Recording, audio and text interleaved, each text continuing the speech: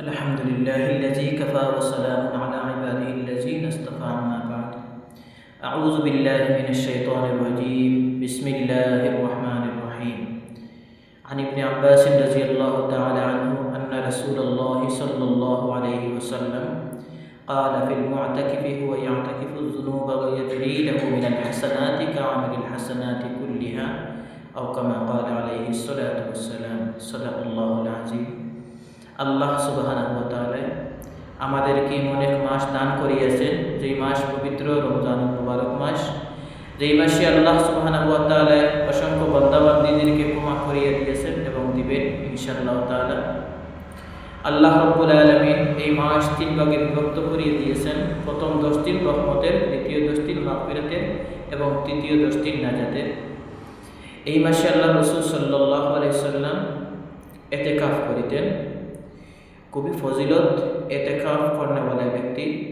এতেকাফ হচ্ছে এমন একটি কাজ, যেটি কাজ হচ্ছে দুনিয়ার সব কিছু পরিত্যাগ করিয়া আল্লাহর ধ্যানে মগ্ন হওয়া, আল্লাহর লগে সম্পর্ক জুড়া এবং আল্লাহ সুবহানাহু ওয়া তাআলার মায়া করা। এতেকাফ কাকে বলে? এতেকাফ হচ্ছে যে 20 রমজান সূর্যাস্ত কিছুক্ষণ পূর্ব হইতে ঈদের আগের দিন সূর্যাস্ত পর্যন্ত পুরুষদের মসজিদে এবং মহিলাদের এমন এক নির্জন জায়গায় রোজার সহিত অবস্থান করে এতেকাফ বলে। এবং রাসূলুল্লাহ সাল্লাল্লাহু আলাইহি সাল্লাম শেষ দিন এতেকাফ করিয়েছেন। এটা হচ্ছে সুন্নতে মুআক্কাদা। এটা হচ্ছে মহল্লাবাসীর সবাই মধ্য থেকে যদি 2-1 জনে আদায় করিয়ে নেয় তাহলে সবাই এই দায়িত্ব থেকে মুক্ত পাইয়া গেল। যদি কেউ আদায় করে না তাহলে সবাই গুনাহগার হয়ে যাইবে। এর কারণে এতেকাফ হচ্ছে 4 প্রকার। একটা হচ্ছে ওয়াজিব এতেকাফ, একটা হচ্ছে সুন্নতে মুআক্কাদা, আরেকটি হচ্ছে নফল এবং মুস্তাহাব। ওয়াজিব এতেকাফ হচ্ছে যেটা মান্যতের এতেকাফ, এটা শর্ত দ্বারা হোক কিংবা তো বিনা শর্তে হোক। এটা রমজান শরীফে আদায় করতে পারবেন এবং বিনা রমজান শরীফে আদায় করতে পারবেন, কিন্তু সঙ্গে শর্ত হচ্ছে রোজা রাখতে হবে। মুস্তাহাব এতেকাফ হচ্ছে নবী সাল্লাল্লাহু আলাইহি সাল্লাম রমজান শরীফের প্রথম হইতে 20 রমজান পর্যন্ত এতেকাফ করিয়েছেন। হযরত আবু সাঈদ খুদরি রাদিয়াল্লাহু তাআলা হাদিস বর্ণনা করেন যে নবী সাল্লাল্লাহু আলাইহি সাল্লাম রমজানের প্রথম 10 দিন এতেকাফ করিয়েছেন, দ্বিতীয় 10 দিনও এতেকাফ করিয়েছেন।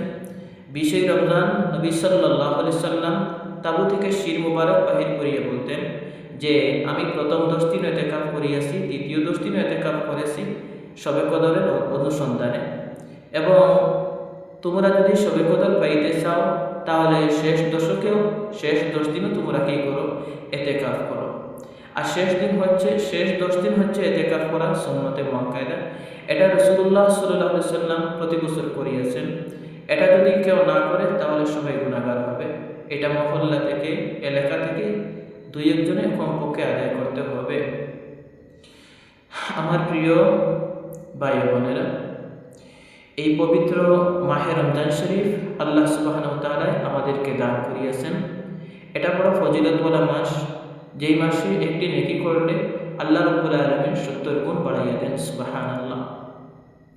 রোজাদার ব্যক্তিদের জন্য আল্লাহর হাবিব সাল্লাল্লাহু আলাইহি সাল্লাম ফরমাইয়াছেন, রোজাদার ব্যক্তিদের জন্য আসমানের উপরে এবং জমিনে যত ফেরেশতা মণ্ডলী আছেন সবাই দোয়া করতে থাকেন। সুবহানাল্লাহ। এবং কি নবী সাল্লাল্লাহু আলাইহি সাল্লাম বলিয়েছেন, রোজাদারের জন্য পৃথিবীর সমস্ত মখলুকাত, এমনকি মানুষ, জিন, ইনসান, পশু, পঙ্খী, কীট, পতঙ্গ সমস্ত বরাবর আল্লাহ রাব্বুল আলামিন রোজাদারের নামায়ে আমলের নেকি লিখিয়া দেন। সুবহানাল্লাহ। রোজাদারের জন্য পশু, পঙ্খী, গাছ, বিরিখ, তরুলতা, এমনকি জলের নিচে কীট, পতঙ্গ, মাছ সবাই রোজাদারের জন্য দোয়া করতে থাকে। সুবহানাল্লাহ। এবং আমার প্রিয় ভাই বোনেরা, আমাদের সম্মুখে এতেকাফ হাজির হইতেছে। এতেকাফ আমরা সবাই করার ইনশাআল্লাহ তাআলা চেষ্টা করব। এতেকাফ খুবই ফজিলতওয়ালা এতেকাফ, খুবই গুরুত্বপূর্ণ এই ইবাদত, আল্লাহ তাআলার এক হুকুম, যেটা এতেকাফ নবী সাল্লাল্লাহু আলাইহি সাল্লাম করিয়েছেন। এর ফজিলত অনেক বেশি। এতেকাফ হচ্ছে আপনার দুনিয়ার সব কিছু, দুনিয়ার মহব্বত, দুনিয়ার এশক আরাম, দুনিয়ার কাজ কারবার সব কিছু পরিত্যাগ করিয়া আল্লাহর দিয়ানে মগ্ন হওয়া, আল্লাহর সঙ্গে সেই মহব্বত বাড়ানি, আল্লাহর প্রিয় হওয়া। ইতিকাফ হচ্ছে আল্লাহ সুবহানাহু ওয়া তাআলার সঙ্গে সেই মায়া মহব্বত বাড়ানি, আল্লাহ রাব্বুল আলামিনের প্রিয় বানা। এর কারণে আমার প্রিয় ভাই বোনেরা, আমরা সবাই ইতিকাফ করার চেষ্টা করতাম ইনশাআল্লাহ তাআলা। হযরত আব্বাস রাদিয়াল্লাহু তাআলা আনহু একদিন মদিনার মসজিদে ইতিকাফরত অবস্থায়, এই সময় একজন জৈনক ব্যক্তি আসিয়া হযরত আব্বাস রাদিয়াল্লাহু তাআলা আনহু সালাম করিয়া বসিয়া গেলেন এবং হযরত আব্বাস রাদিয়াল্লাহু তাআলা আনহু দেখলেন ওই ব্যক্তি খুব চিন্তিত অবস্থায়। তখন আব্বাস রাদিয়াল্লাহু তাআলা আনহু বললেন, হে প্রিয় ভাই, আপনাকে দেখতেছি খুবই চিন্তার মধ্যে, বিষয় কি? তখন ওই ব্যক্তি বললেন, হ্যাঁ নবীজির চাচাতো ভাই আব্বাস, আমি নিশ্চয়ই খুব চিন্তিত, খুবই পরেশানির মধ্যে। বলে কারণ কি? বলে আমি একজন ব্যক্তির কাছে ঋণী হয়ে গেছি এবং রাসূলুল্লাহ সাল্লাল্লাহু আলাইহি সাল্লামের রোজা মুবারকের দিক দিয়ে ইশারা করিয়া বললেন, ওই রোজাওয়ালার কসম, ওই নবীর কসম, আমার সেই ঋণ মারার আমার সেই সমর্থ নেই। তখন আব্বাস রাদিয়াল্লাহু তাআলা বললেন, আমি কি আপনার কোনো সুপারিশ করতে পারি? তখন ওই ব্যক্তি বললেন, আপনার যা কিছু ভালো মনে হয় করেন। তখন আব্বাস রাদিয়াল্লাহু তাআলা মসজিদ থেকে বাইর হয়ে গেলেন এবং জুতা পরিতেছেন এবং চক্ষু দিয়ে অশ্রু বহিতেছে। তখন ওই ব্যক্তি বললেন, হে আব্বাস, আপনি মনে হয় ভুলে গেছেন আপনি ইতিকাফরত অবস্থায়। তখন আব্বাস রাদিয়াল্লাহু তাআলা বললেন, না ভাই, নবী সাল্লাল্লাহু আলাইহি সাল্লামের রোজার দিক দিয়ে ইশারা করিয়া বললেন, ওই নবী সাল্লাল্লাহু আলাইহি সাল্লামের কসম করিয়া বললেন, নবী সাল্লাল্লাহু আলাইহি সাল্লাম বলিয়াছেন যে কোনো ব্যক্তি যদি কোনো ব্যক্তির সেই আশা পূর্ণ করিয়া দেয়, তার সেই মকসুদরে পূর্ণ করিয়া দেয়, আল্লাহ রাব্বুল আলামিন 10 বছর ইতিকাফের চাইতেও বেশি ফজিলত লিখিয়া দেন, নেকি লিখিয়া দেন। সুবহানাল্লাহ। হাদিসে পাকের মধ্যে আসিয়াছে, কোনো ব্যক্তি যদি একদিন ইতিকাফ করে তাহলে আল্লাহ রাব্বুল আলামিন ওই বান্দা এবং জাহান্নামের 3টি খন্দক দূরত্ব করিয়া দেন। সুবহানাল্লাহ। একটি খন্দকের পরিমাণ হচ্ছে জমিন হইতে আসমান পর্যন্ত। তাহলে একদিনের ইতিকাফের যদি এত ফজিলত হয়, তাহলে 10 বছরের ইতিকাফের কতখান ফজিলত হবে? প্রিয় ভাই বোনেরা, আপনারা চিন্তা করিয়া দেখেন। আল্লাহ রাসূল সাল্লাল্লাহু আলাইহি সাল্লাম বলিয়াছেন, ইতিকাফকারীর নামায়ামলের মধ্যে এমন লেখা হয়, 2টি মকবুল হজ এবং উমরার সেই সওয়াব লেখা হয়। সুবহানাল্লাহ। আল্লামা শারানি রহমতুল্লাহি বলিয়াছেন, কোনো ব্যক্তি যদি সন্ধ্যা হইতে সেই এশা পর্যন্ত যদি ইতিকাফরত অবস্থায় থাকে এবং জিকির আজকার তিলাওয়াত তাসবিহ তাহলিল করে ইতিকাফরত অবস্থায় থাকে, আল্লাহ সুবহানাহু ওয়া তাআলা ওই ব্যক্তির জন্য জান্নাতের মধ্যে একটি বিশাল বালাখানা তৈয়ার করিয়া দেন। সুবহানাল্লাহ। তাহলে প্রিয় ভাই বোনেরা, আল্লাহ রাসূল সাল্লাল্লাহু আলাইহি সাল্লাম সেই ইতিকাফরত অবস্থায় মসজিদ হইতে বাহির হইতেন না, ইতিকাফরত অবস্থায় থাকতেন একমাত্র জরুরত ব্যতীত। জরুরত কি? জরুরত নবী সাল্লাল্লাহু আলাইহি সাল্লামের প্রস্রাব পায়খানার তলব হইলে কিংবা তো ওজন তলব হইলে বাহির হইতেন। এখন যদি কেহ ইতিকাফরত অবস্থায় থাকে আর মসজিদ থেকে সে বাহির হয়, তাহলে তার ইতিকাফ বাতিল হইয়া যাইবে, ইতিকাফ নষ্ট হইয়া যাইবে। এর কারণে ইতিকাফরত অবস্থায় আপনি মসজিদ থেকে বাহির হইতে পারতেন না।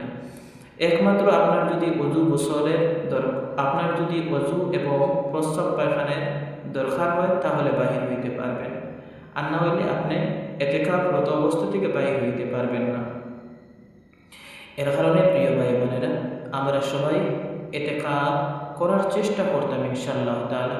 এখন আব্বাস রাদিয়াল্লাহু তাআলা ইতিকাফ থেকে বাহির হইলেন, ওনার কি ইতিকাফ হয়ে গেছে?